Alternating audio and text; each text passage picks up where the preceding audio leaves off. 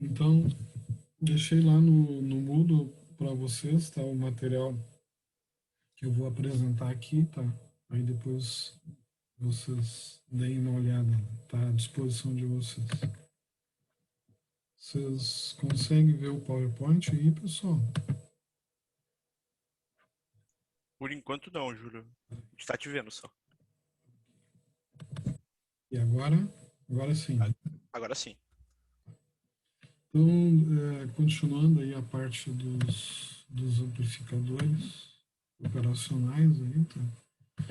A gente, na, na outra aula lá, eu mostrei para vocês as configurações de amplificador inversor, amplificador somador inversor e amplificador somador não inversor. Então, continuando aqui, e também apresentei amplificador não inversor. Tá? Então, continuando as configurações básicas dos amplificadores operacionais, então, mostrar agora para vocês um pouco do amplificador subtrator. Tá? Eu vou fechar a câmera aqui para não atrapalhar o vídeo, não atrapalhar no, na visualização do PowerPoint. Então, o amplificador subtrator, né, ele explora a característica do amplificador diferencial, né, que é a capacidade dele medir a diferença entre uma tensão e outra, né, e ao mesmo tempo conseguir amplificar essa diferença. As semelhanças ele remove e as diferenças ele é, amplifica, né? Então, por isso que o amplificador diferencial ele é sensível à tensão diferencial e praticamente insensível, né, à tensão de modo comum. Né? Então, aquele fator, o CMRR, é o quanto ou a capacidade, né, do amplificador de rejeitar a tensão que se aplica igualmente na entrada positiva e negativa do amplificador, ou na entrada inversora e não inversora do amplificador, tá? E o ganho diferencial é o quanto que ele consegue amplificar, né, a diferença que tem entre a entrada inversora e a entrada não inversora. Bueno, se eu pegar então esse amplificador operacional que tem essa característica, eu consigo construir um amplificador subtrator, né, da mesma forma, né, ou com um raciocínio semelhante ao que eu fazia com o amplificador inversor e o amplificador não inversor. Então, eu tenho um sinal VA, um sinal VB aqui, né? E agora eu quero, então, amplificar essas diferenças, né, de tensão. Então, como é que eu vou fazer? Né? Então, eu realimento o amplificador como se, olhando aqui na realimentação negativa, como se ele fosse um amplificador inversor comum. Na entrada não inversora, eu boto um divisor de tensão como se fosse um somador, um amplificador não inversor comum. E a relação entre os resistores, isso tem que se ter um cuidado, né? Tem que ser essa aqui, né? A resistência de entrada da entrada não inversora, o R1 tem que ser igual nas duas entradas, e a resistência de realimentação e da divisão da tensão da entrada não inversora também tem que ser iguais. Então, R1, R1, R2 e R2. Como é que eu vou calcular, né, o ganho, né, o resultado na saída do amplificador, né, usando aquelas ideias de curto virtual, né, e aplicando as deduções que a gente já tinha feito anteriormente. Então, eu vou usar, né, o mesmo método que eu já comentei na outra aula, que é o teorema da superposição das fontes, né? Qual é a contribuição da fonte VA no V0 e qual é a contribuição da fonte VB em V0. Então, se eu matar VB aqui, né, se eu aterrar esse pino aqui, né, eliminando a fonte VB, né, Então, vocês vão ver que esse amplificador aqui vai se tornar um amplificador não inversor, cujo ganho vai ser dado por 1 mais R2 sobre R1, da parcela de VA que aparecer aqui neste nó. Por que a parcela e não toda a tensão VA? Porque aqui, entre a entrada positiva e o VA, eu botei um divisor de tensão. Tá claro aí, pessoal? Sim. Então, a saída V0 vai ser R2 dividido por R2 mais o R1, né, o divisor de tensão, vezes o VA, que é a tensão na entrada que eu quero aplicar no amplificador, vezes o ganho do amplificador não inversor, 1 mais R2 sobre R1. Se eu pegar e expandir essa fração, né, passando o R1 para cima aqui, né, vocês vão ver que isso aqui vai ficar R1 mais R2 dividido por R1. Então, R1 mais R2 dividido por R1, esse R1 mais R2, esse aqui se cancela com esse R1 mais R2 aqui do divisor de tensão. De tal sorte, né, então, que V0 vai ser R2 dividido por R1 vezes o valor de VA. Isso quando eu mato o VB. Se eu matar o VA, então essa entrada aqui vai para o terra e esse amplificador aqui é simplesmente um amplificador inversor. Então, por um amplificador inversor, V0 é menos R2 por R1 VB. Então, vejam que a mesma parcela que amplifica o VA também amplifica o VB. Então, o V0, né, como é a soma da contribuição do VA e do VB aqui, né, V0 vai ser R2 dividido por R1, é o ganho do subtrator, né, que multiplica VA, a tensão na entrada não inversora, menos o VB, que é a tensão aplicada à entrada inversora. Tá? Então, eu consigo fazer uma subtração de dois valores e, ao mesmo tempo, aplicar um ganho dado pela relação de dois resistores. O único cuidado que eu tenho que ter é que este resistor tem que ser igual a esse e esse resistor aqui tem que ser igual a esse. Senão, esse amplificador não vai funcionar do jeito que está descrito aqui. Tá ok?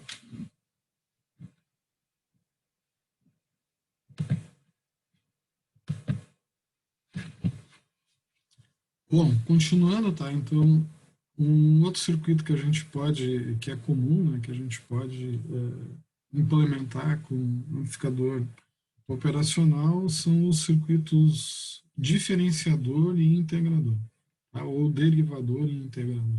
Tá? Então, o derivador ou diferenciador inversor é um circuito em que eu, na entrada, em vez de uma resistência, eu boto um capacitor, né? Uma reatância capacitiva, né?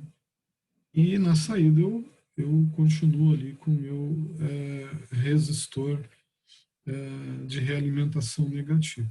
Tá? Então, como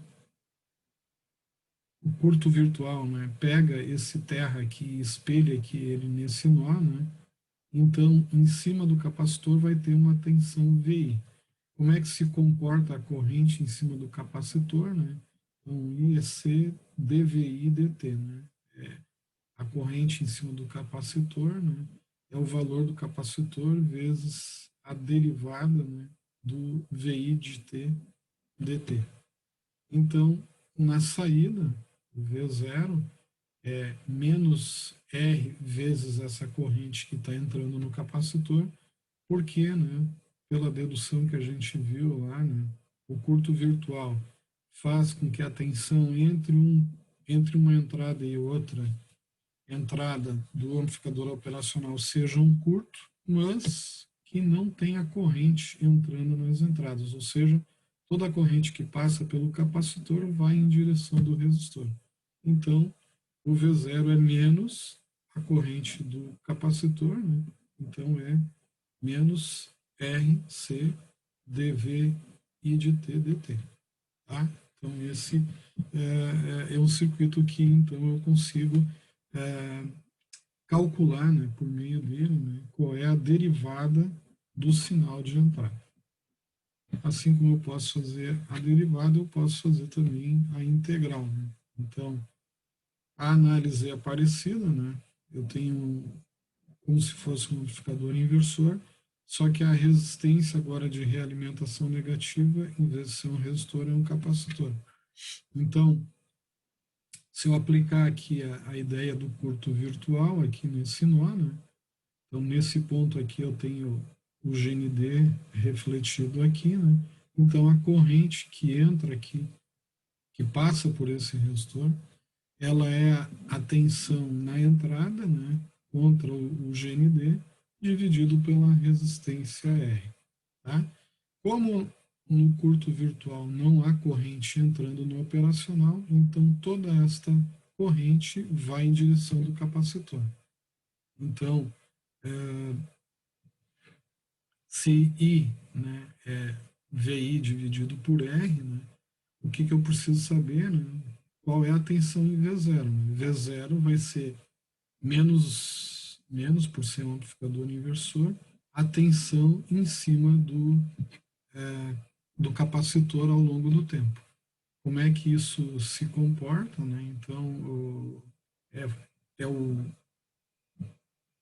é a integral disso aqui, né? Se eu integrar aqui o dVi dt, né? Eu vou ter, então, o comportamento da tensão ao longo do tempo.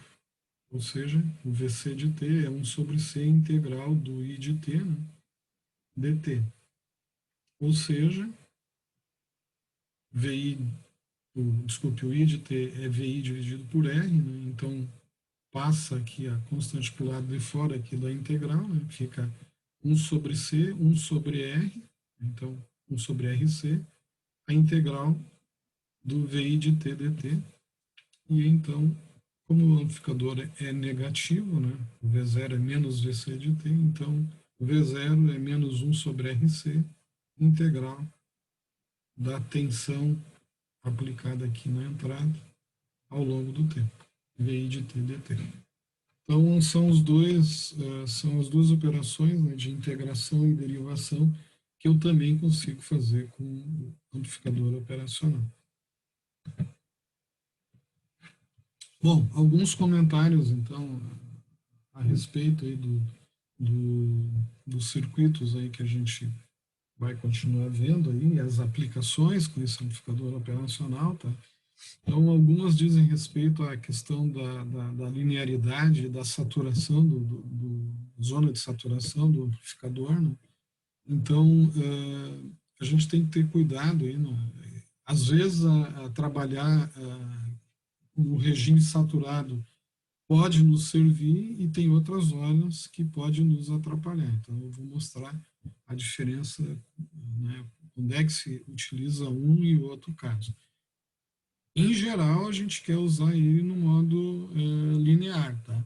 Mas tem aplicações em que trabalhar na forma de amplificador saturado serve para desenvolver certos tipos de circuito que são importantes, tá? Então, trabalhar com o amplificador com realimentação positiva ou trabalhar com ele em malha aberta, às vezes é interessante. Se a gente for olhar aqui, ó, todos os amplificadores que eu mostrei até agora, tá?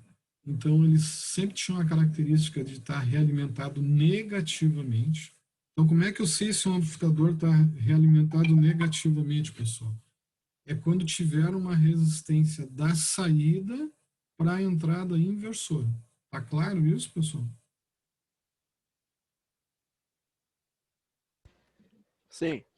Se eu pegar e botar esse resistor aqui ligado aqui na entrada mais, aí eu vou estar desenvolvendo um circuito que normalmente eu não quero trabalhar, tá? Que daí é com a realimentação positiva. Vão ter casos que é importante isso aí, mas a esmagadora maioria dos circuitos, tá?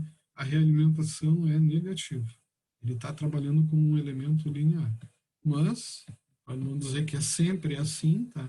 Então, vão ter vezes que eu vou trabalhar com circuitos realimentados positivamente. ou trabalhar com ele em malha aberta. Nesse aqui, ó, eu não estou trabalhando com ele em malha aberta, ou seja, eu estou pegando a saída e jogando para a entrada. Então, eu estou fechando um loop ali, tá, pessoal? Então, isso é uma malha fechada aqui, né, quando eu faço o circuito dessa forma. Tá? Mas vão ter casos em que eu vou trabalhar com o amplificador em malha aberta. Aí eu vou mostrar para vocês, né, quando é que acontece isso, né? E aí a gente vai ver que normalmente esses circuitos são para construir, então, circuitos comparadores, comparadores com esterés ou circuitos osciladores, né? Que então se utilizam dessas características, assim, dessas singularidades, vamos dizer assim, dos amplificadores aí, tá? Que em determinadas condições, né, tu consegue então tirar tu consegue tirar desta característica de instabilidade, assim, vamos dizer, do circuito, né, e construir então um circuito que tem uma funcionalidade para nós também importante, né, como é o caso dos amplificadores trabalhando como comparadores ou como osciladores, ok? Uma outra coisa que eu quero comentar aqui, então, tá? Quando a gente for trabalhar com os amplificadores operacionais, é a questão da tensão de offset. Tá? Isto nos componentes reais, né, nos componentes comerciais, tá? Por melhor que seja o amplificador operacional, né, ele normalmente tem essa característica aqui, que é uma característica indesejável, tá? É uma limitação, vamos dizer assim, do componente, tá? Que, então, devido às diferenças que aparecem internamente dentro dos transistores, principalmente do par diferencial lá, que é o que mede as entradas do circuito, né?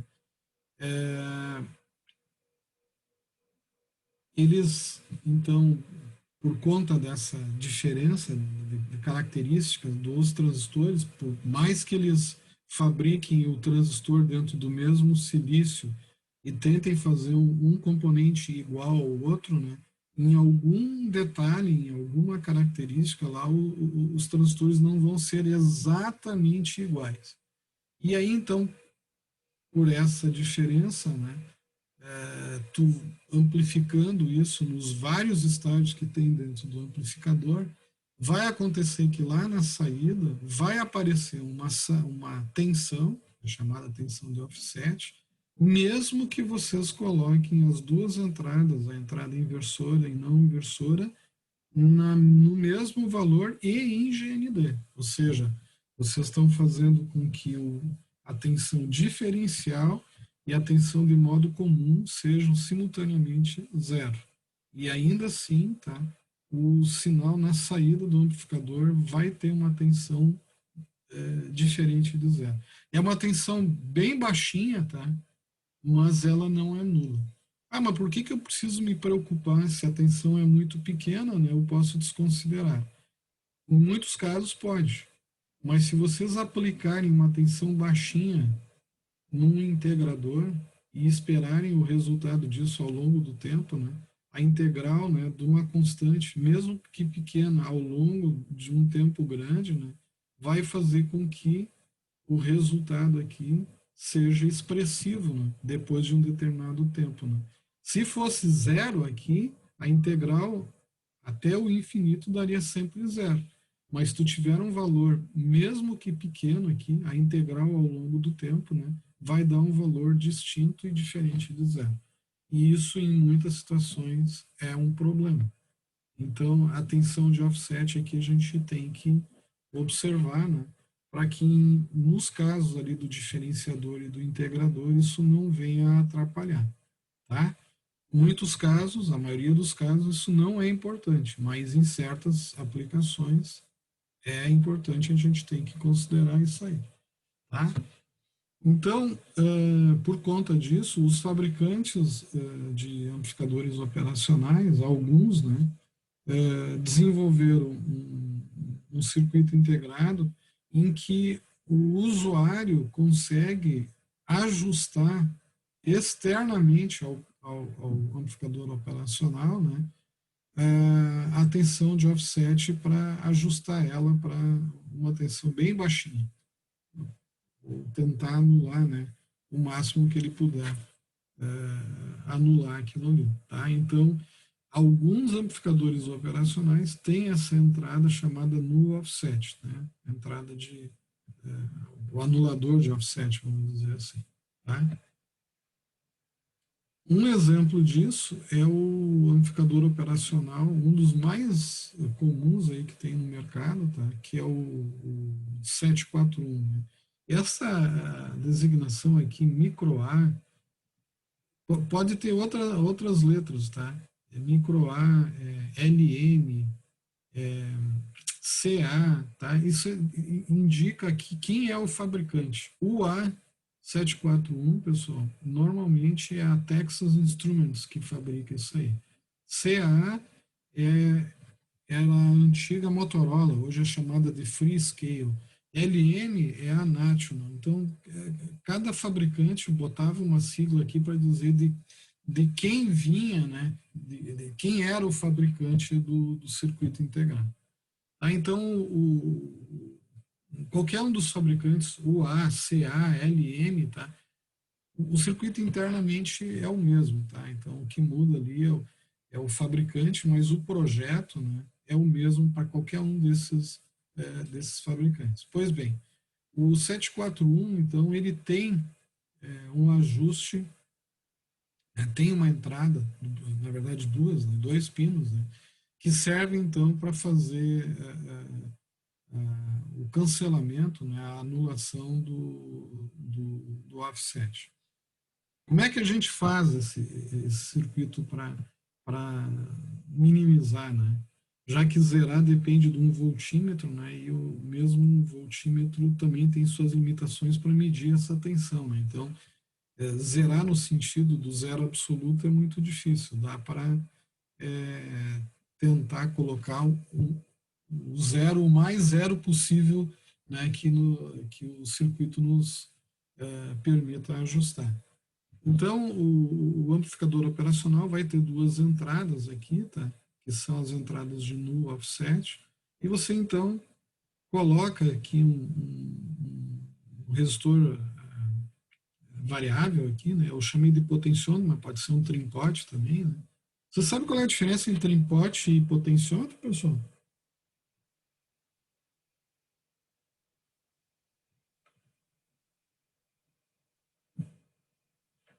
Trimpote tu ajusta, na verdade os dois são similares, né, na operação, mas o trimpote tu ajusta e ele fica com o valor constante, né, e o potenciômetro tu pode variar quanto tu quiser, né, a, a resistência, né, é isso, professor?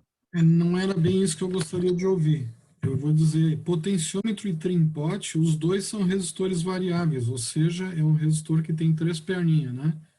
O terminal da direita, o terminal da esquerda e o meio, que tu faz por meio do ajuste ali, né? O trim-pot é um potenciômetro sem eixo e o potenciômetro é um trim-pot com eixo, ou um resistor variável com eixo. Ou seja, se vocês têm um equipamento de áudio, por exemplo, então aquele botãozinho que controla o volume, você está girando um resistor variável e ajustando ele por meio daquele eixo ali, né, você está girando o resistor variável para uma determinada posição.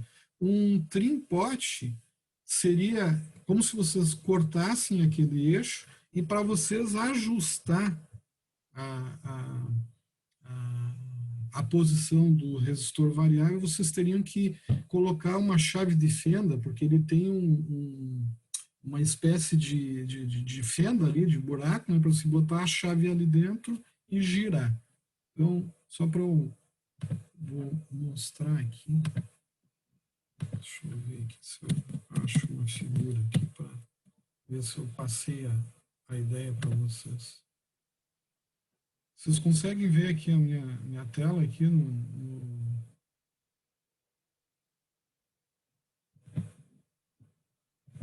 na pesquisa do Google? Conseguem ver aí, pessoal? Sim. Então, o trimpote, ó, é um potenciômetro sem o eixo. Vocês têm que meter aqui uma chave de fenda aqui, né? Ou uma chave Phillips, tá? E girar o eixo aqui, né? Para ele andar, né? De todo para a esquerda ou todo para a direita, numa posição central. E o potenciômetro, né? É a mesma coisa, só que já vem ali então com o eixo, né? Já vem com a chave de fenda, vamos dizer assim, né?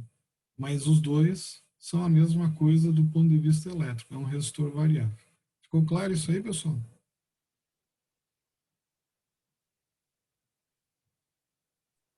Sim. Então eu vou colocar aqui no meu amplificador operacional, né? Então um resistor variável, um potenciômetro, um triplote, e a perna central do resistor variável, então eu vou colocar em menos VCC, tá?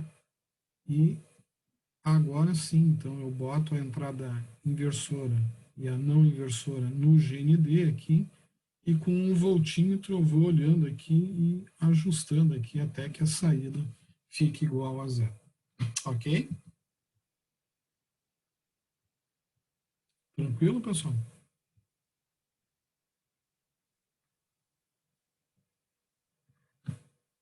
Tranquilo. Bueno, nenhum desses circuitos aqui, ó, pessoal, dos que eu mostrei para vocês, ó, esse aqui, esse aqui, esse aqui, ou, por exemplo, esse aqui, eu mostrei as fontes de alimentação, tá?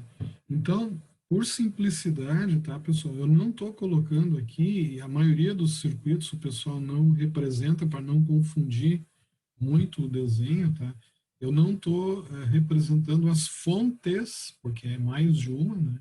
É a tensão positiva e negativa do amplificador operacional para não poluir o desenho, tá? Então eu só tenho aqui o mínimo necessário para explicar o funcionamento do circuito. No caso, é a entrada inversora, a não inversora, a saída, né? E, neste caso aqui, o ajuste de offset nulo. Tá bom? Então, o mais VCC e o menos VCC não estão representados aqui. Tá bom, pessoal?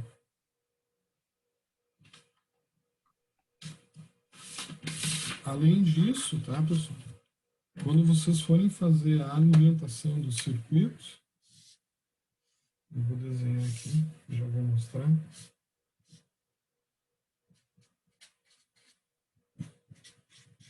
Uma coisa bem importante, tá?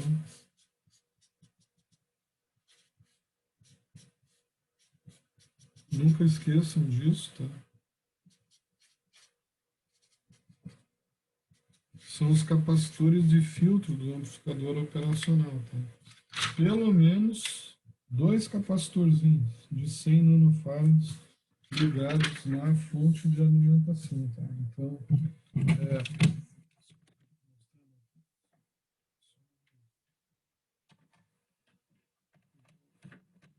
quando vocês forem montar o circuito, tá?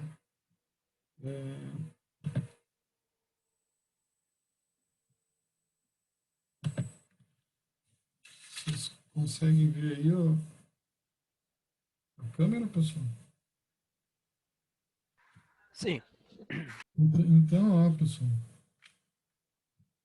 entrada não inversora, entrada inversora, a saída, e agora os 2 pinos de alimentação, tá? Esses normalmente eu não coloco aqui na representação, e vocês vão ver que na bibliografia em geral também não fazem isso, tá? Mas o amplificador operacional precisa de 2 tensões, funciona com tensão simétrica. Isso não quer dizer que vocês não encontrem amplificadores que funcionem só com uma tensão positiva, mas é bem mais raro, tá? Digamos, uns 99% não trabalha desse jeito. E aí vocês precisam colocar um capacitor de filtro nos terminais o mais próximo possível do amplificador, tá? Para que o ruído que venha pela fonte, tá? O capacitor aqui consiga matar, né? Jogando então desviando o ruído aqui para o GND. Tá? Então, isso é importantíssimo aqui, tá? A gente não desenha, tá? Mas a gente lembra vocês para que quando vocês forem fazer o circuito, vocês não esqueçam de trabalhar isso dessa forma. E se eu tiver 5 amplificadores operacionais? Bueno, então os 5 vão ter, cada um, o seu capacitor de filtro para tensão positiva e um para negativo. Não adianta vocês botarem só um conjunto de capacitores para todos os amplificadores operacionais. Isso aqui é individual, é que nem a máscara do Covid aí, tá, pessoal? Cada um usa a sua aí, tá? Então, o amplificador aqui precisa ter o seu circuito de filtro individual, tá? Senão vai ter problema de ruído aí, né? E isso, dependendo da aplicação, pode trazer consequências aí bem ruins aí para o sistema, ok? Então, se o amplificador tiver a entrada de offset nulo, né, vocês podem fazer isso aqui. E se eu não estiver preocupado com isso? Então, basta deixar esses 2 pinos em aberto aí e o amplificador vai funcionar. Vai apresentar uma tensão de offset na saída, mas se vocês não estão preocupados com isso, muito bem, ele vai funcionar, né, pela mesma equação lá, o V0 é ADVD mais ACM e VCM, né? Então vai funcionar dessa forma aqui, tá? Se vocês não se preocuparem com o offset, né? Então vai aparecer uma parcelinha aqui, né? Mais o offset, tá? Como ele é um valor pequeno, né? Se vocês botam esse circuito, vocês removem ele daqui. Se vocês não botam, ele vai aparecer aqui como uma parcela aqui da saída V0, ok? Tranquilo aí, pessoal?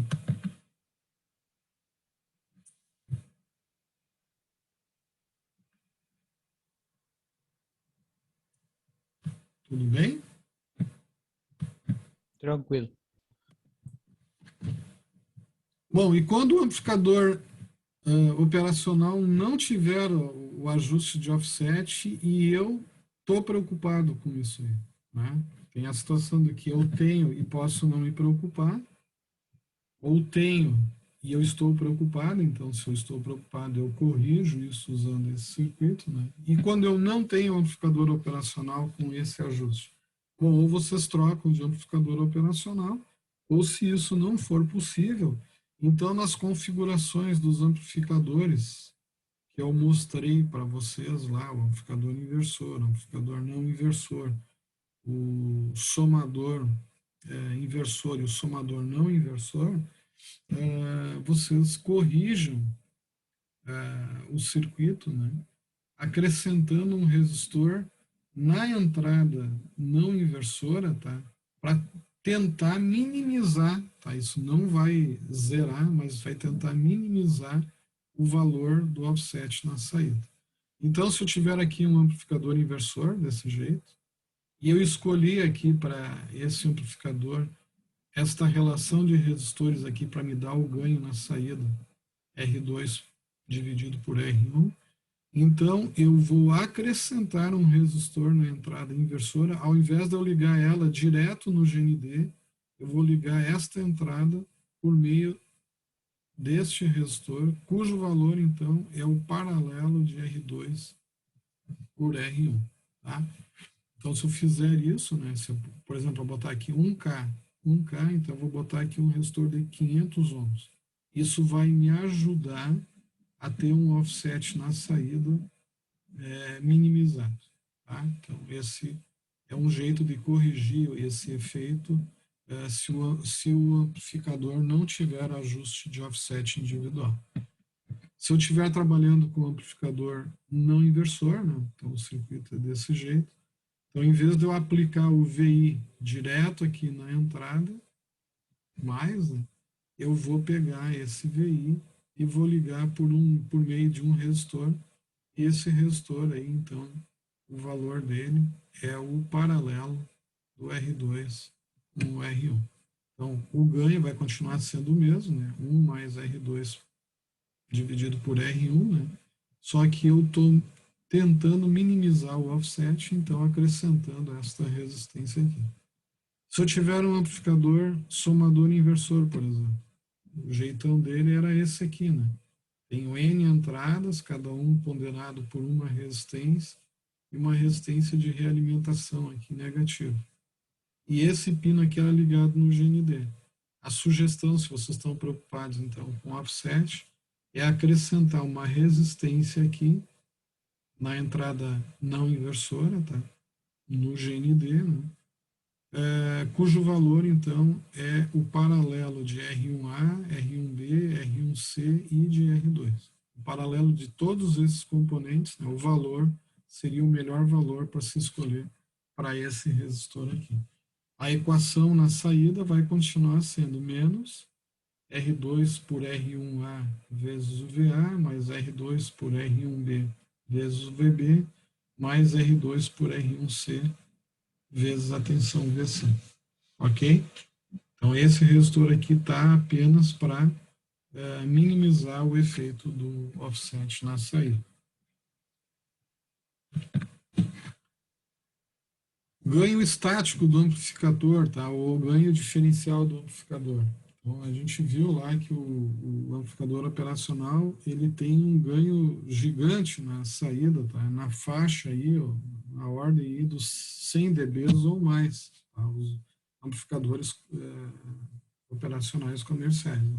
Os projetos que a gente fez lá de amplificador diferencial, o ganho está na ordem de 30, 40 dB. Tá? Esse aqui, os comerciais, então, por terem múltiplos estágios de amplificadores diferenciais, então a saída deles tem um ganho gigante ali, tá? Mas vejam, esse ganho é em 0 Hz, né? Por isso que eles chamam também o ganho diferencial de ganho estático, né? Porque é só quando o sinal é do tipo DC. Toda vez que vocês aplicarem um sinal AC, aí a gente tem que analisar a situação, tá? Por conta de que o ganho diferencial ele tem um valor elevado, porém a função de transferência dele mostra que ele tem um polo que faz atenuar o, sinal, o ganho desse amplificador, tá? Que é chamado polo dominante ali, tá? Porque na verdade ele tem vários polos ao longo do eixo ômega, né? Mas se a gente for concentrar tudo num único polo lá, tá?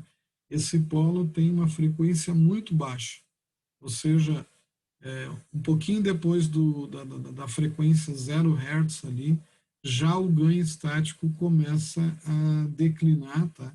A uma taxa de 20 dB por década, né? Iniciando na frequência desse polo dominante, a partir da frequência do polo.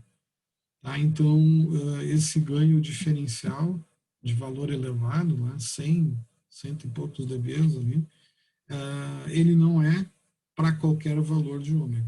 Ele é para uma faixa bem estreita. Isso, então, a gente tem que levar em consideração quando a gente está analisando ou tentando utilizar o circuito.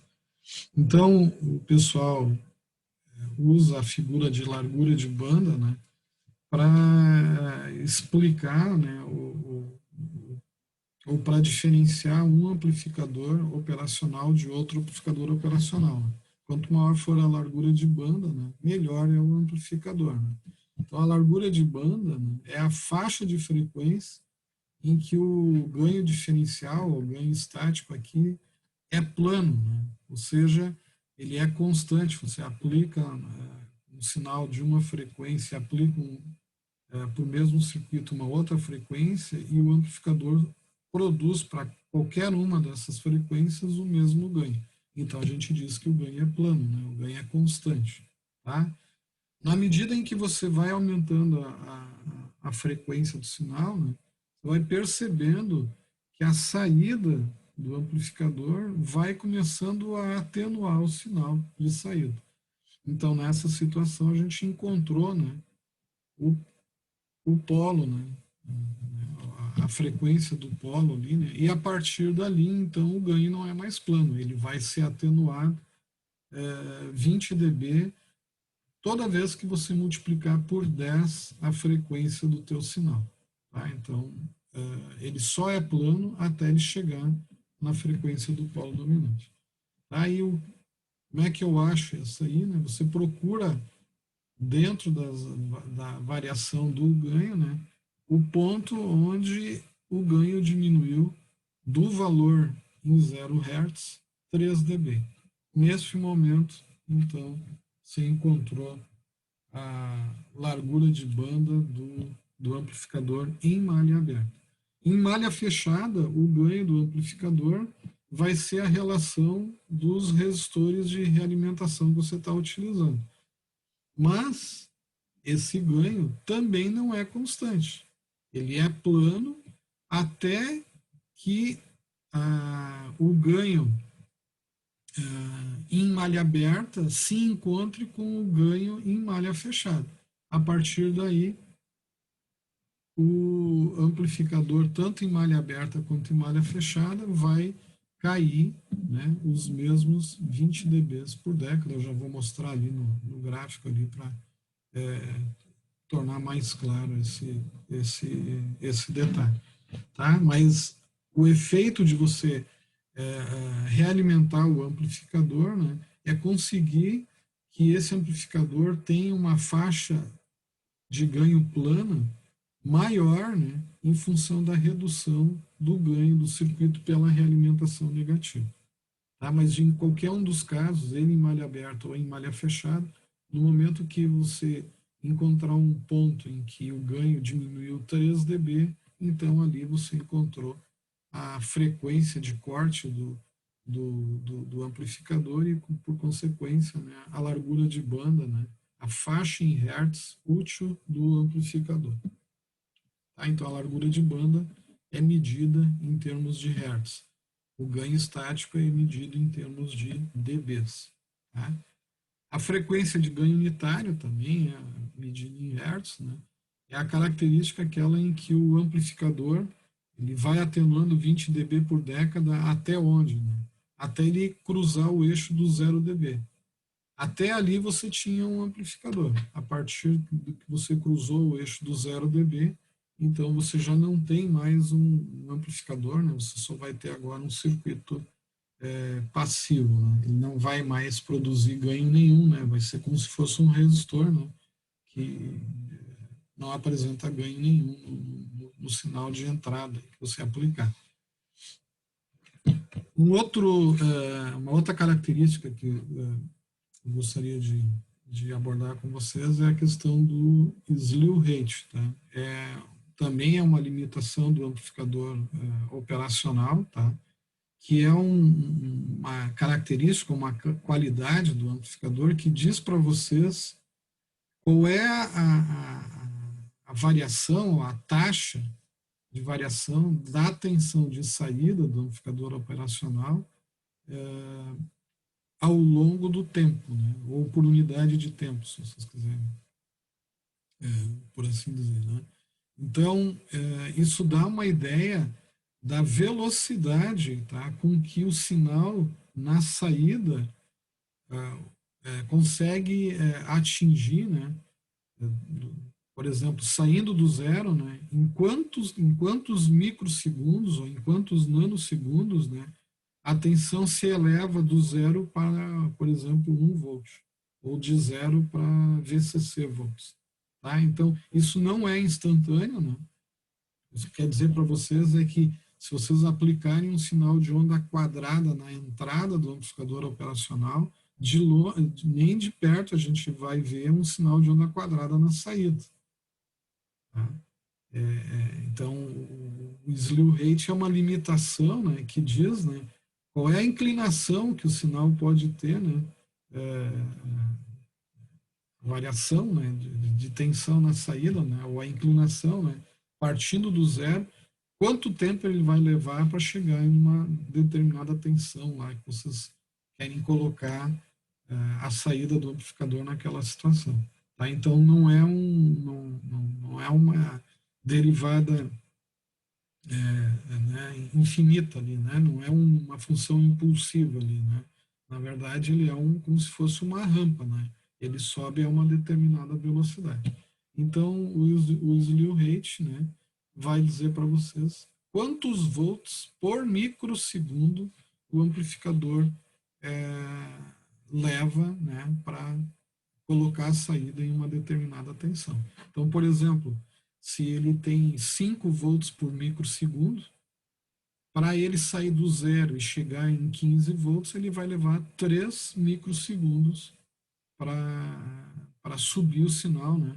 Para sair do zero e chegar no 15 volts. Tá? Então, isso indica, né? É um qualitativo um indicador de qualidade aí do meu amplificador. Quanto maior for o slew rate, né? Mais perfeito, né? O ideal é que esse valor fosse infinito, né? Mas ele, infelizmente, não é. Tá? Então, isso vai dar uma ideia, né, da qualidade da onda quadrada, por exemplo, que vocês vão ter no amplificador de vocês. Ficou claro aí, pessoal?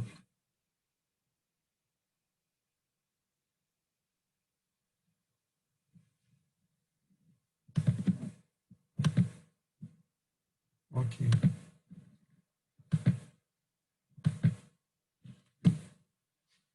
Um outro detalhe também que é importante, tá, que às vezes passa despercebido aí, né, é qual é o rendimento, né, qual é a eficiência que vai ter lá o meu amplificador, né? Então, o pessoal usa, eu uso o termo eficiência, né, para passar para vocês a ideia, né, de que nenhuma máquina elétrica tem eficiência 100%. Né? Então, o pessoal fala aqui da tal de excursão máxima de saída. Tá? É um outro jeito de se falar isso. Tá?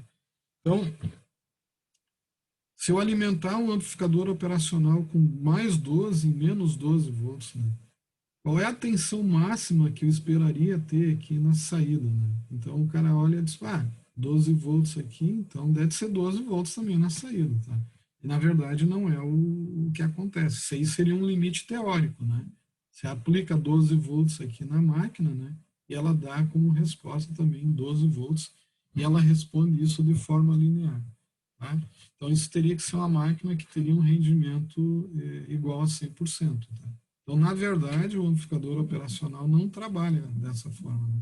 Então, se você está alimentando o amplificador operacional com 12 volts, espere que na saída aqui, o máximo que ele vai produzir é um sinal de mais 10 volts ou de menos 10 volts, e qualquer valor intermediário entre menos 10 e mais 10.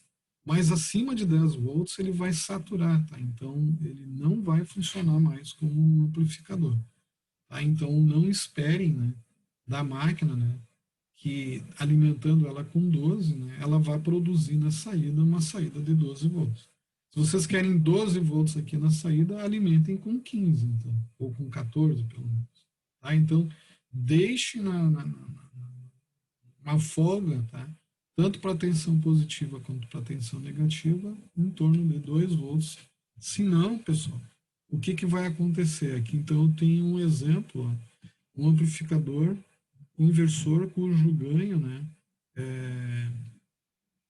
é de 12 vezes aqui. Né? Então, se eu aplicar aqui um sinal na minha entrada aqui, VI, tá? Na verdade, isso aqui tinha que estar espelhado, né? Teria que estar invertido, né? Porque ele é um amplificador inversor. Depois eu arrumo a figurinha, tá? Mas o que vai acontecer, né? Tu tem um sinal aqui, por exemplo, 1 volt pico a pico, e o ganho é 12. Então, quanto é que eu teria na saída aqui? Mais 12 volts e menos 12 volts. Mas o que acontece com o amplificador real? A partir de 10 volts ele vai saturar, ó, pessoal, ele vai ceifar lá a saída. Tu não vai ter aquela senoide, né, chegando aos 12 volts. Ele vai capar lá o sinal, ou vai distorcer o sinal, tá?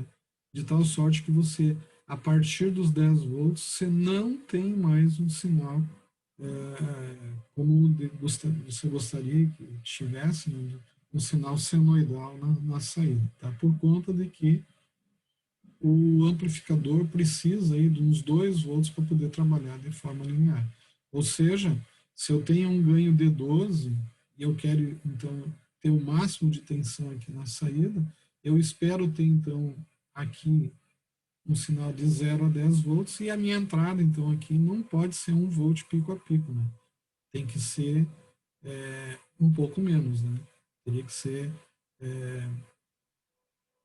1/12, né? Desse, desculpe, 10/12 desse valor aqui.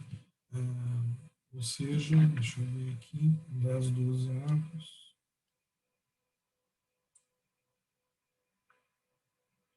10/12 seria 0,8 volts na entrada, em vez de ser 1 volt, né? Seria no máximo 0,8 volts. Por quê? 0,8 vezes 12, né? Então produziria aqui na saída uma senoide de 10 volts, tá? Esse amplificador alimentado com mais 12 e menos 12 não vai produzir na saída uma tensão igual, né, à tensão de alimentação, ok? Então isso é que diz respeito então ao rendimento, né, vamos dizer assim, do amplificador operacional. Uma outra situação que também é corriqueira aí, tá, pessoal? É que muitas vezes o sinal que vocês querem medir, o sinal AC que vocês querem medir, ele está sobreposto, né, está somado, né, a um sinal DC. Então, em vez de ter esse sinalzinho aqui em relação ao eixo do zero, né, eu tenho ele deslocado desse valor DC, podia ser positivo ou negativo, tá? E aí sim eu tenho o meu sinal útil, né, vamos dizer assim, né, o sinal que eu quero amplificar, né? Então, se eu pegar e jogar este sinal direto no amplificador, ele vai amplificar o sinal AC, mas também vai amplificar o sinal DC. Então, na saída, eu vou ter um problema, principalmente nessa questão de excursão máxima, né? Se eu der um ganho muito elevado, e se esse valor aqui for muito elevado, porque daí ele vai amplificar esse valor mais esse aqui, o ganho do teu amplificador, né? Então ele provavelmente ele vai saturar aqui, né, o sinal na saída aqui não vai responder de forma adequada. Então, nas situações em que eu quero só amplificar o sinal AC e ele está sobreposto a um sinal DC, né, então eu vou utilizar tem mais de uma forma de resolver esse problema, mas normalmente se faz uso de um capacitor, né, para remover então o sinal DC e deixar que ele passe, né, apenas o sinal útil ali, né, o sinal AC. Então isso é chamado de acoplamento AC, né? Você faz uso de um capacitor no circuito, tá, para remover o sinal DC e amplificar apenas o sinalzinho que você deseja trabalhar, tá? Então, por exemplo, né, eu quero jogar este sinal aqui, né, no amplificador inversor. Então, como é que eu faria isso? Então, eu vou pegar esse Vin, né, que tem esta característica aqui de sinal, né, um DC somado a um AC, e ligar ele aqui no amplificador inversor, né, por meio desse capacitor, né? Então, o capacitor Cin aqui, né, tem a finalidade de trazer esse sinal aqui para o zero, né? Ou seja, remover o nível DC do sinal. E aí, então, o amplificador lá, né, vai ter, então, na saída, né, o valor da entrada multiplicado aqui por um ganho, né, cuja relação é R2 por R1. No caso aqui, ainda acrescentar um sinal negativo, porque esse amplificador é um amplificador inversor. Pois bem, se na saída desse amplificador ele tiver um offset, e se esse offset for uma coisa que atrapalha o sinal na saída, né, então eu devo acrescentar também na saída um capacitor para remover então o sinal de offset aqui, né, e deixar que a carga receba apenas o conteúdo AC do sinal de entrada multiplicado aqui pelo ganho do amplificador inversor. Ok, pessoal? Tá claro isso?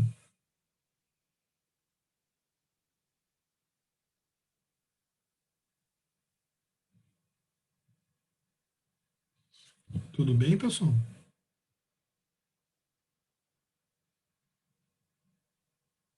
Tudo certo. Bom, acontece que quando vocês colocam aqui um capacitor na entrada aqui desse amplificador, né? Por conta desta impedância aqui R1, esse circuito aqui é um filtro passa-baixo. Tá? E por questões aqui também do acoplamento AC aqui, por conta do C0 e da carga que vocês vão aplicar no circuito, isso também, desculpa, aqui é um amplificador filtro passa alto, né? Esse aqui é um filtro passa baixo. Então, isso vai alterar, né, a curva de resposta do meu amplificador, que antes era plana e valia menos R2 por R1, e agora, por conta desse capacitor e desse capacitor aqui, ela vai acrescentar uma característica que antes não havia no amplificador. Isso também tem que ser levado em consideração. Então, eu fiz aqui um gráfico para tentar representar todas essas situações aqui, tá, pessoal? Então, olhando aqui para o gráfico aqui, V0 por VI, né, ou seja, o ganho do amplificador versus o ômega, se o amplificador fosse em malha aberta, então o ganho estático, o AD aqui, está aqui nesse pontinho aqui, está lá em 100 dB, por exemplo, cento e poucos dB, ok? Qual é a faixa, qual é a banda, né, a banda desse amplificador? É o ponto onde o ganho estático diminui de 3 dB, né? O valor em DC, né, é nesse cantinho aqui. No momento que eu traçar a curva assintótica é essa linha reta aqui, né? E a curva real é essa linha suave que está aqui, que em um determinado momento ela se confunde assim com essa linha assintótica. Bom, neste ponto aqui, onde a assíntota e a curva real se diferenciam de 3 dB, nesse ponto aqui é a frequência do meu polo dominante, é P. Então, a largura de banda começa aqui nesse ponto e termina neste ponto aqui. Ficou claro isso, pessoal?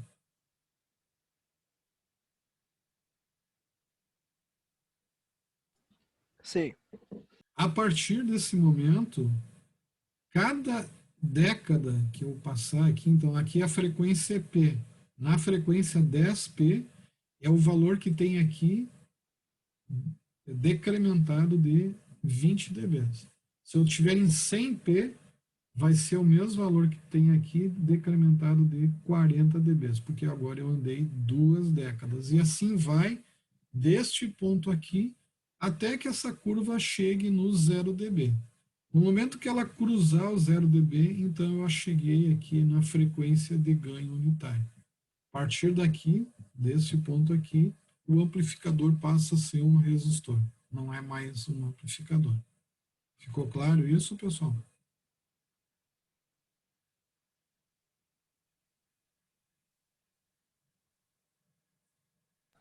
Tudo certo, senhor. Muito bem. Se eu peguei agora aqui, ó, e realimentei o amplificador, o ganho não é mais o ganho estático, aqui não é o ganho mais, não é mais o ganho AD, é o ganho R2 dividido por R1. Então ele está aqui nesse pontinho aqui. Então se eu traçar uma linha aqui, ó, pessoal, e for daqui até cruzar a assíntota aqui que exprime o ganho estático aqui do amplificador, a minha largura de banda agora, ó, começa em 0 e vai até ela encontrar esta curva que está decrescente aqui. Então, neste ponto aqui, né, eu tenho minha nova largura de banda, tá? Então, esse ômega X aqui, que eu coloquei aqui, né, é a intersecção desta linha aqui, que é R2 por R1, em dB, né? 20 log desse número aqui, né? que cruza com esta linha aqui, né?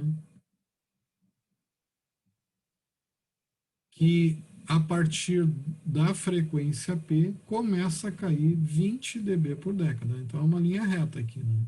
Então, neste momento em que cruza aqui, né, eu encontrei então o valor aí, né, do novo polo dominante, vamos dizer assim, do meu amplificador. Isto seria na situação em que eu não tenho esse capacitor aqui e nem esse capacitor aqui. Tá? Então vai ser simplesmente uma linha reta aqui, né, que vai começar em zero e cruzar aqui por esse ponto, e a partir desse ponto, ambas as curvas vão cair conforme a assíntota estava caindo, né, desde o início lá do amplificador em malha aberta. Ficou claro isso, pessoal?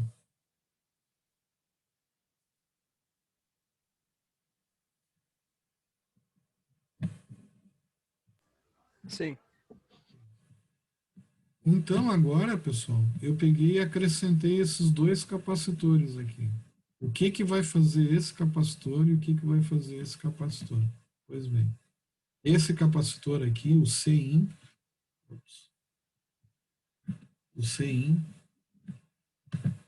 vai criar este polo aqui, né? Ou seja, ele é um filtro passa alta, né?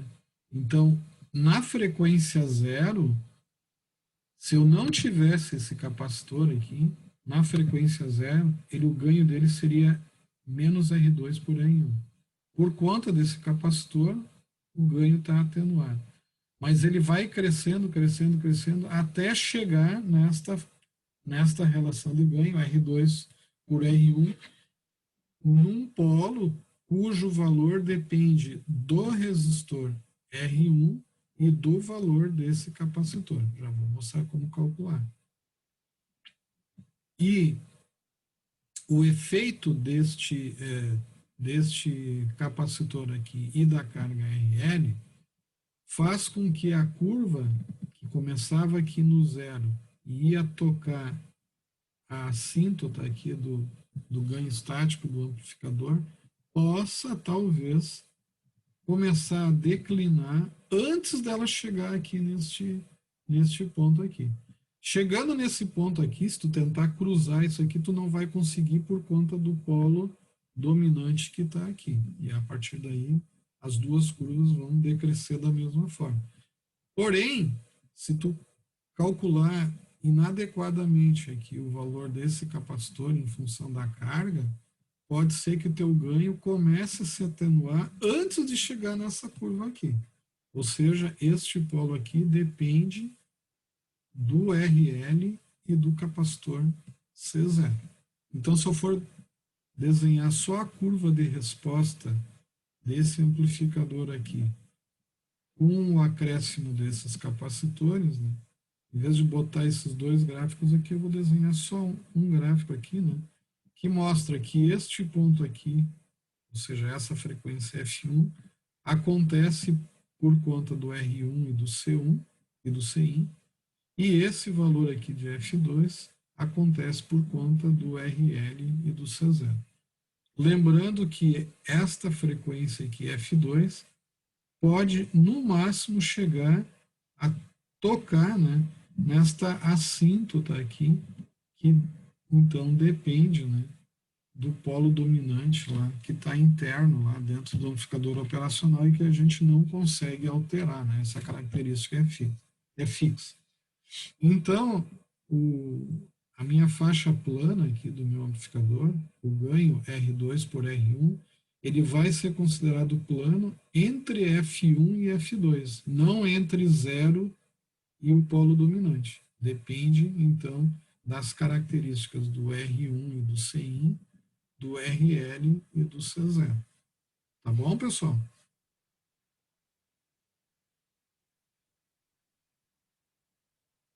Certo. Bom, como é que eu calculo, então, o Cin e o C0? O Cin, para funcionar isso aqui desse jeito, então, o XC, né, a reatância capacitiva do capacitor Cin é dado sobre 1 sobre 2π FC, né? Então, o F que eu vou me referir é o F1, tá? A frequência mais baixa que eu quero permitir que o meu amplificador amplifique de forma plana. E isso deverá ser, no mínimo, menor 10 vezes que o valor aqui do resistor R1 que eu coloquei aqui no meu amplificador. Então, por exemplo, se o R1 for de 1K, a reatância capacitiva tem que ser no máximo 100 ohms, ou menos. Tá? No máximo, ela pode ser 1/10 disso, né? 100 ohms. O ideal seja que seja menos. Quanto menor for esse valor, né, maior vai ter que ser o capacitor. Né? Então, mais caro também vai ser o custo do amplificador. Então, tem uma jogada aí de compromisso aí. E o C0 vai ser o valor do capacitor na frequência F2. Então, o Cin tu não calcula em F2 e nem o C0 em F1. O Cin é na frequência F1 e o C0 na frequência F2. E vale a mesma relação. O XC do capacitor, 1/2πfc, na frequência F2 tem que ser 1/10 ou menos da resistência de carga. Se vocês fizerem isso, né, então essa curva vai ter esse aspecto aqui, né, e dependendo da frequência que vocês estimarem, né, se vocês estimarem corretamente esse ponto, então o amplificador vai do F1 até tocar aqui, nesse ponto aqui, que a partir daí, então, depende do polo dominante do amplificador operacional. Ok, pessoal?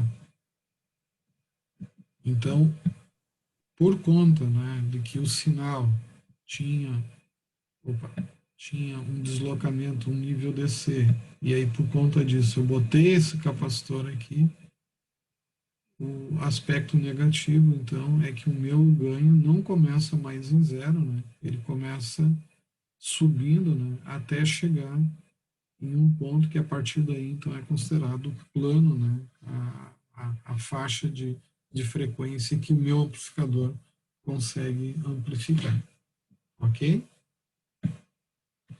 Se o amplificador for um amplificador não inversor, é parecido, tá?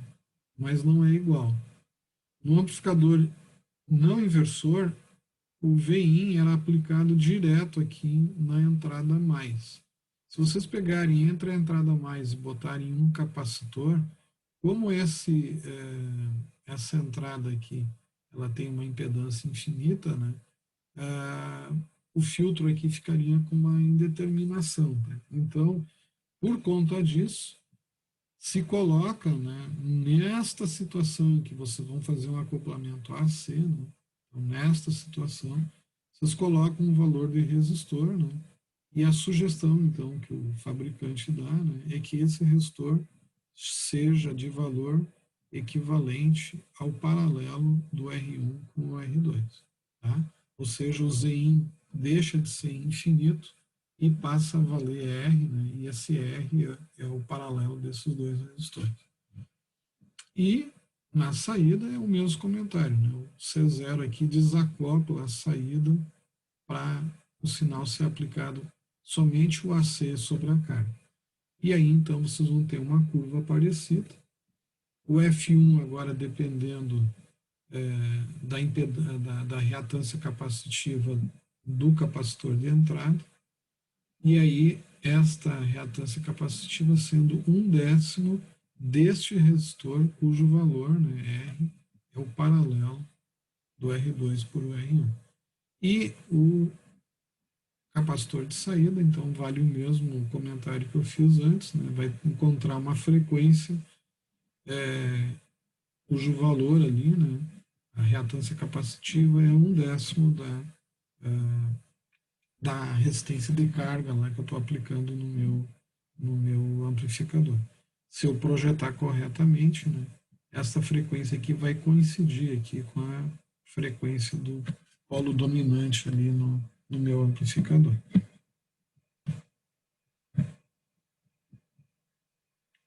Tudo bem, pessoal?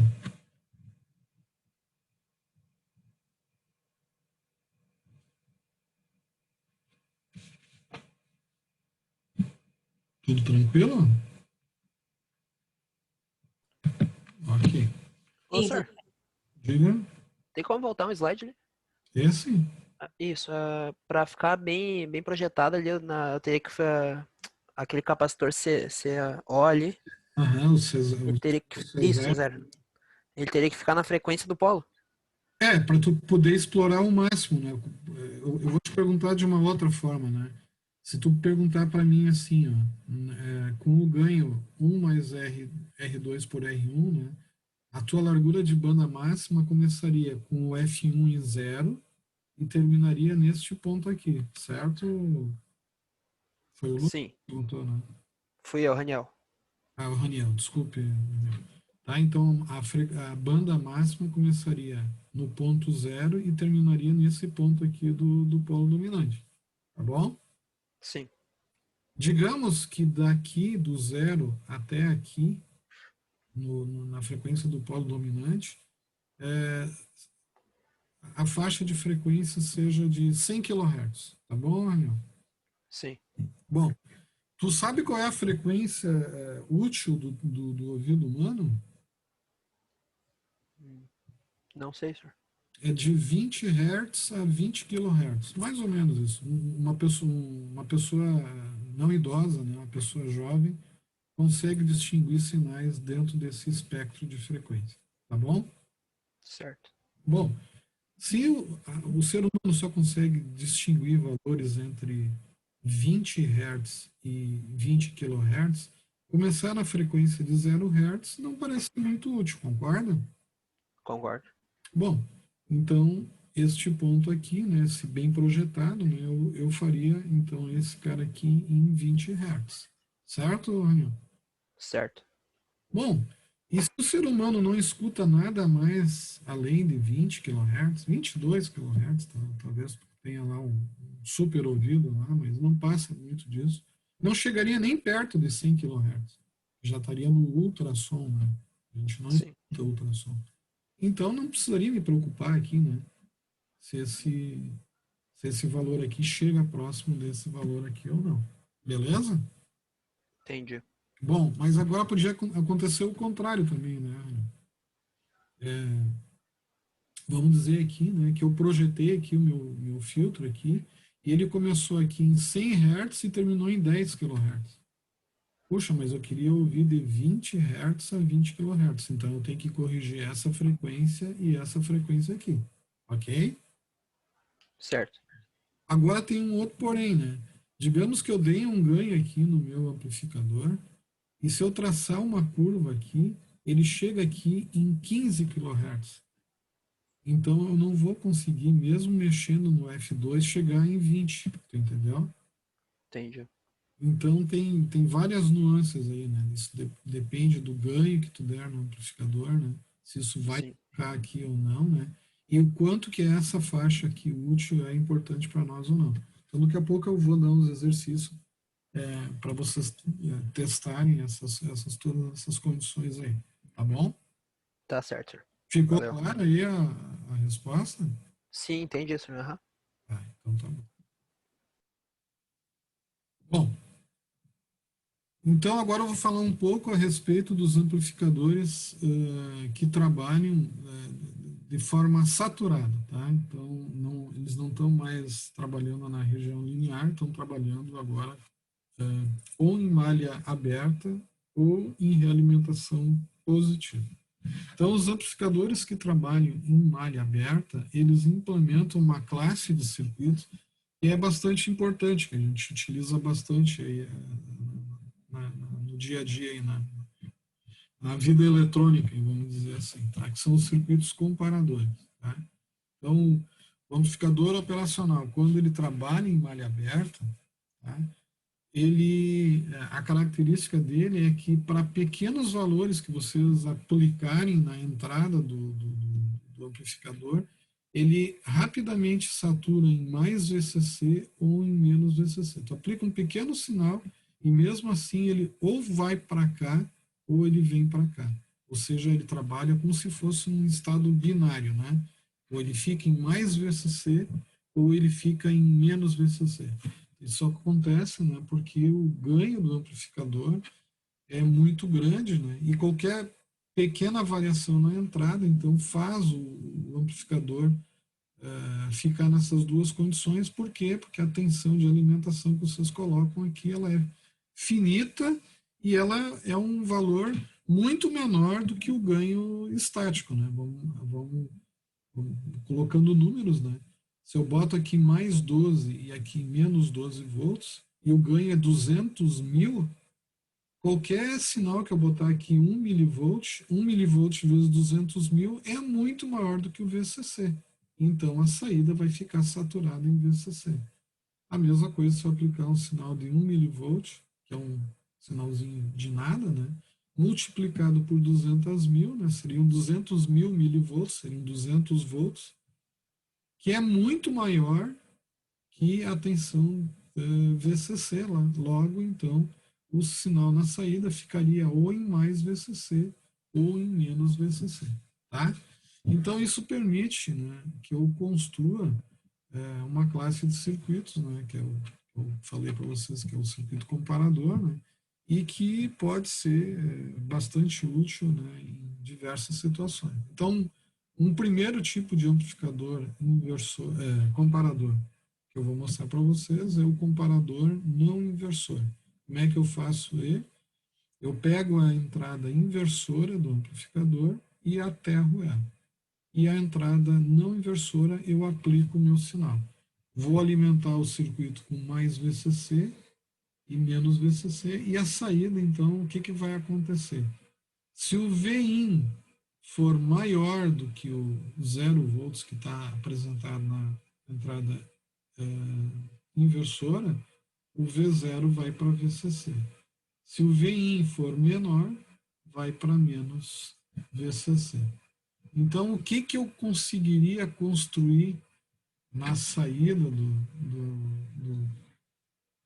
um sinal produziria na saída do meu amplificador, do meu comparador, né, desse circuito aqui, se eu aplicasse na entrada Vin, por exemplo, esse sinal aqui, que é uma mistura senoide, triangular, rampa, é um sinal qualquer aqui. Né? O que isso me produziria, né, como sinal na saída, né?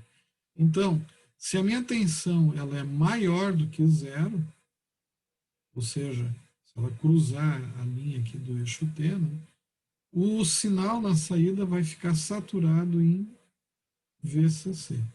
E se o sinal cruzar aqui a linha do zero, né, o sinal vai ficar saturado em menos VCC. Então, vejo que um sinal linear aqui vai virar um sinal de onda quadrada aqui no sinal, né? Por quê?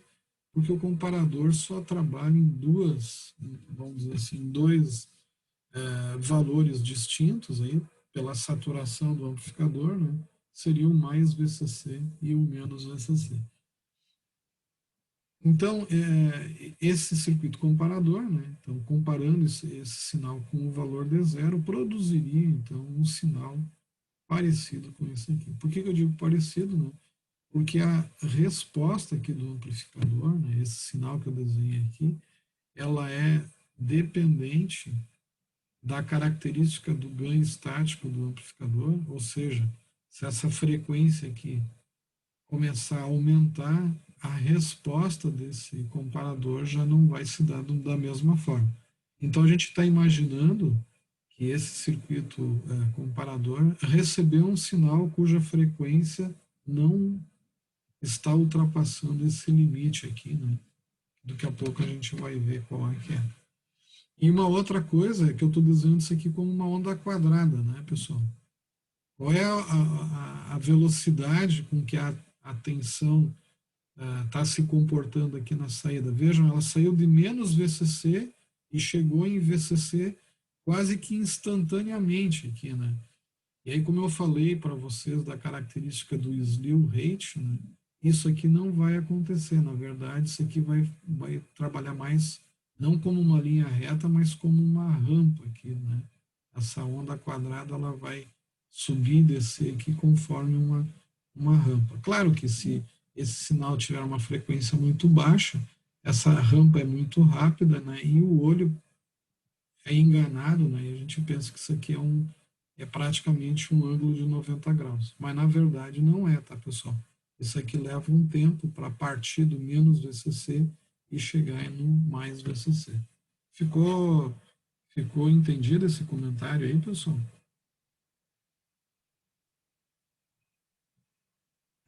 Sim, professor. Muito bem. Bueno, aqui, ó, eu apliquei na entrada Vin menos aqui, né? Na entrada inversora, 0 volts. Mas eu poderia também, ó, pessoal, pegar e aplicar aqui na entrada Vin menos aqui, né? Uma tensão ajustável aqui. Vou chamar essa tensão de Vx. Então, como é que esse comparador aqui funcionaria? Se Vin for maior que Vx, não maior do que zero, mas maior do que Vx, V0 vai para VCC, se não, V0 vai para menos VCC.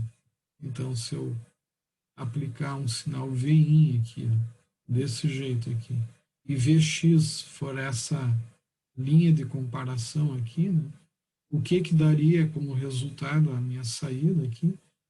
Todo valor que for maior do que Vx vai saturar o amplificador em VCC, e todo valor que for menor que Vx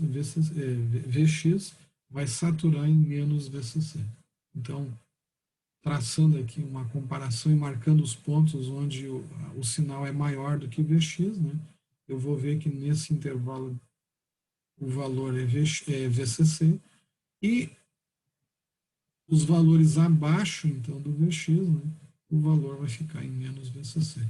Então, eu posso traçar uma função de transferência, né, que é um gráfico que me representa o V0 em função do Vin, né, e aí eu vou dizer aqui, ó, que toda vez que o Vin ultrapassar o valor Vx, V0 vai para VCC, e toda vez que ele for menor, V0 vai para menos VCC. Então, esse aqui seria o gráfico da função de transferência do comparador não inversor com entrada de comparação não nula. Tá? Se eu ajustar o valor Vx para zero, né, então esse gráfico aqui, né, essa transição aqui que acontece em Vx, aconteceria aqui no valor Vin igual a zero. Ok, pessoal? Então, este exemplo aqui é um caso genérico desse amplificador, cujo valor aqui, né, é quando eu torço o meu ajuste aqui do meu potenciômetro e boto isso aqui para GND. Para qualquer outro valor que eu ajustar do meu potenciômetro, né, então essa janela de comparação aqui, ela vai andar, né, conforme o valor ali que eu posicionar em Vx. Ok, pessoal? Tranquilo? Tranquilo, senhor. Então, por hoje, ficamos aqui. Tá bom? Vou deixar ali, você já tem esse material ali no Moodle, tá? Vou deixar mais uns exercícios ali e aí na próxima aula a gente continua. Ok? Feito, senhor. Boa noite. Feito. Boa noite, pessoal. Até mais.